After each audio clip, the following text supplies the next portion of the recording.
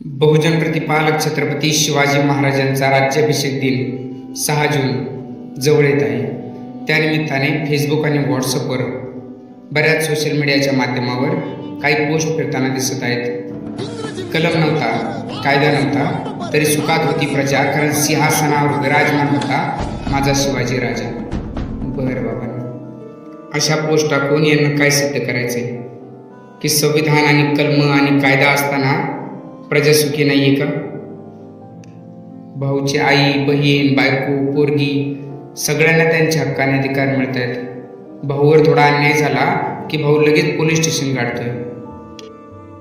भाऊ, भाऊचा बाप, भाऊचं पोरग सगळेच संविधानामुळे सुखाचं आणि सन्मानाचं जीवन जगतायत.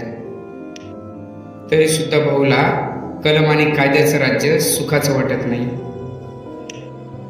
इतिहासात डोकावून पाहिलं की लक्षात येतं रांजेगावच्या पाटलाचा चौरंग छत्रपती शिवाजी महाराजांनी का आणि कशासाठी केला. अजून छत्रपती शिवाजी महाराजांनी मावळ्यांना एक आदेश दिला होता की स्वराज्याच्या मिरचीच्या देठालाही हात लावू नका. त्यामुळं संविधानाचा विरोध करणाऱ्यांना तुमचे किती पूर्वज शिकलेले होते. कुळ कायदा अस्तित्वात येण्या अगोदर तुमच्याजवळ किती शेतजमिनी होत्या आणि होत्या तर त्या कोणाच्या मालकीच्या होत्या.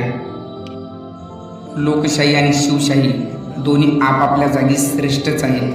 त्यामुळं कुणी संविधानाचा द्वेष केल्यानं ना लोकशाहीचं महत्त्व कमी होणार आहे, ना शिवरायांचा द्वेष केल्यानं ना शिवशाहीचं महत्त्व कमी होणार आहे. त्यामुळं तुम्हाला द्वेष करायचाच असेल तर इथल्या व्यवस्थेचा करा आणि ताकद लावायचीच असेल तर व्यवस्था परिवर्तनासाठी लावा. सर्वांना पुन्हा एकदा सस्नेह जय जिजाऊ, जय शिवराय, जय भीम.